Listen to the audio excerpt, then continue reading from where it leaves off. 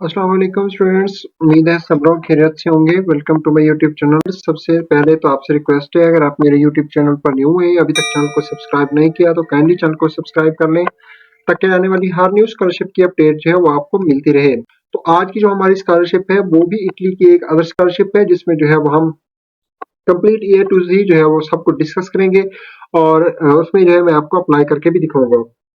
Students, university of बर्गेमो Italy की तरफ से जो है वो पीएचडी प्रोग्राम्स जो है वो ऑफर किए जा रहे हैं और ये पीएचडी प्रोग्राम जो है ये जो है वो 2025-2026 के लिए जो है वो ओपन है और 41 साइकिल जो है ये ओपन हुआ है।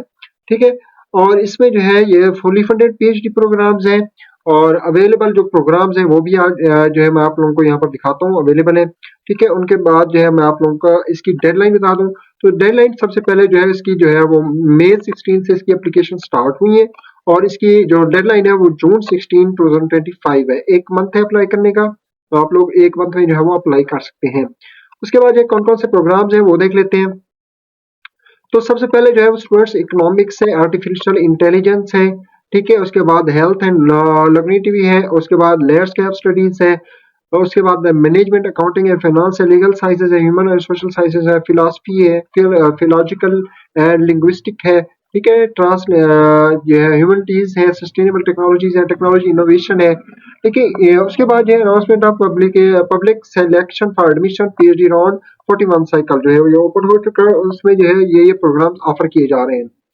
उसके बाद यहाँ पर आप लोगों ने जो है वो रजिस्ट्रेशन करनी है इस लिंक के जरिए और इसी लिंक के जरिए आपने लॉगिन करके अपना अप्लाई करना है। ठीक है, तो इसमें जो है यहाँ पर अनाउंसमेंट जो है अनाउंसमेंट कॉल जो है वो यहाँ पर इंग्लिश में दी हुई है, तो आप लोग इसको पढ़ लेना है। मैंने आगे ओपन किया हुआ है, ये मैं आपको पढ़ के दिखाता हूँ। उससे पहले जो है यहाँ पर attachment A to the attachment, अब ये अटैचमेंट है इंग्लिश में, इनको अभी आप देख सकते हैं। और उसके बाद जो है फर्दर अटैचमेंट्स, आपको जो भी सैंपल्स चाहिए, ठीक है, जो सीवी का सैंपल है जो है वो भी गिवन है, रिसर्च प्रोजेक्ट का टेम्पलेट वो भी अवेलेबल है।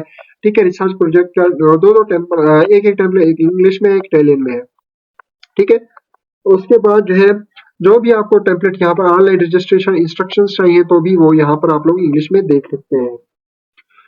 उसके बाद चलते हैं अपनी कॉल की तरफ। तो कॉल में जो है स्टूडेंट्स मैं आप लोगों को वही बातें जो है वो इधर ही बता देता हूँ।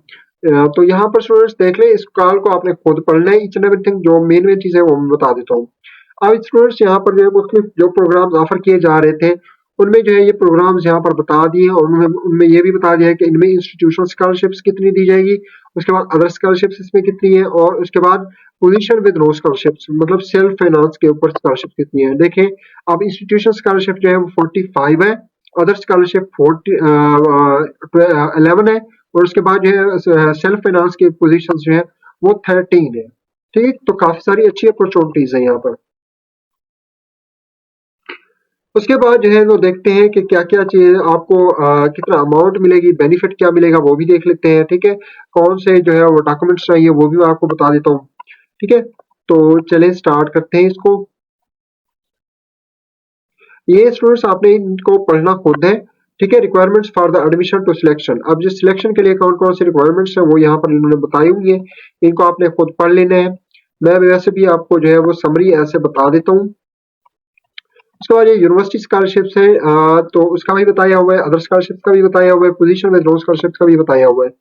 ठीक है, अब जो है वो यूनिवर्सिटी स्कॉलरशिप का जो स्टाइपेंड है वो आप लोगों को मिलेगा 19,000 जो है वो यूरो है मेरे ख्याल में। ये आपको पर ईयर के हिसाब से मिलेंगे, कोर्सेज के ऊपर डिपेंड करता है। उसके बाद जो है अदर स्कॉलरशिप में भी सेम जो है वो 19,000 यूरो मिलेगा आपको। ठीक है, और जो है पोजीशंस विद नो स्कॉलरशिप्स में आपको कुछ भी प्रोवाइड नहीं किया जाएगा। ठीक है, तो ये था सारा का सारा स्टाइपेंड। स्टाइपेंड के बाद जो है स्कॉलरशिप जो है वो आपकी इंक्रीज जाएगी, 50% जो है वो इंक्रीजमेंट जो है उसमें होगी आपके रिसर्च प्रोजेक्ट को देखकर और आपका जो है वो सारा कुछ जो है वो जितना आपकी प्रोग्रेस होगी उसको देखकर। उसके बाद जो है एलिजिबिलिटी क्या है, एलिजिबिलिटी ये है स्टूडेंट्स कि आपने जो है वो मास्टर किया हुआ हो। ठीक है, मास्टर जो है मास्टर डिग्री आपकी इक्विवेलेंट हो इंटरनेशनल के। ठीक है, फाइनल स्टूडेंट्स में आल्सो अप्लाई आप लोग अप्लाई कर सकते हो और आपने जो है डिग्री मस्ट बी कंप्लीटेड। आपकी डिग्री जो है अगर अक्टूबर 31 2025 से पहले पहले आपकी डिग्री कंप्लीट हो रही है तो स्टूडेंट्स आप लोग अप्लाई कर सकते हैं।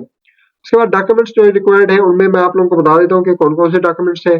उनमें जो है सबसे पहले जो है वो उन्होंने आईडी कार्ड मांगा हुआ है, ठीक है, ये आइडेंटिटी डॉक्यूमेंट है, आईडी कार्ड है। उसके बाद आपके पास सीवी होनी चाहिए, उसके बाद रिसर्च प्रपोजल होना चाहिए, ठीक है, डिग्री सर्टिफिकेट ट्रांसक्रिप्ट होनी चाहिए आपके पास, ठीक है। और उसके बाद इंटरव्यूज जो है वो जो स्टूडेंट्स पास होंगे उन्हीं के इंटरव्यूज हो गए, ठीक है।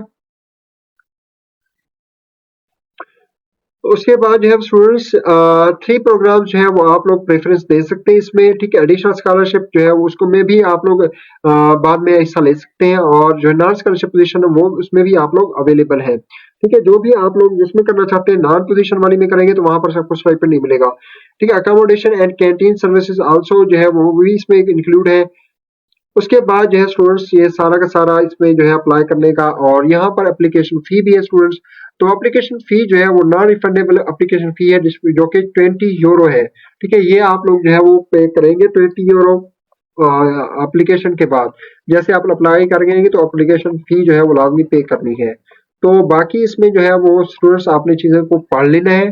तो मैं चलता हूँ अब आपको अप्लाई का प्रोसेस करके दिखाता हूँ। अब लोग ने जब यहाँ पर जो है वो जैसे रजिस्ट्रेशन, अब यहाँ पर इस रजिस्ट्रेशन के ऊपर क्लिक करना है ना, इस रजिस्ट्रेशन के ऊपर, तो आपको एक ऐसा इंटरफेस शो होगा। इस इंटरफेस में आपने सबसे पहले आकर जो है वो क्या करना है, अपना अकाउंट क्रिएट करना है, ठीक है।